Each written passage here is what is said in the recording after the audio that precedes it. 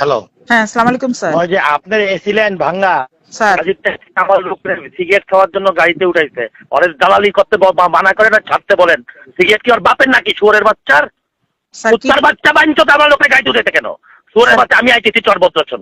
Sir কাকে আপনারা ধরছে ছাড়তে বলেন স্যার? এখন, আমি চরভদ্রচন আসতেছি। স্যার কাকে ধরছে আমার স্যার? লোকের সেন্টার থেকে উঠা নিয়ে যায়।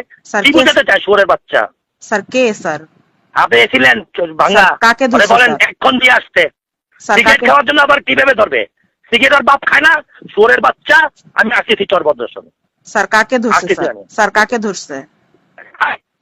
আমার মেইন লোককে ধরে নিয়ে এসে গাড়িতে উঠে ফেলাইছে সিগারেট খাওয়ার জন্য।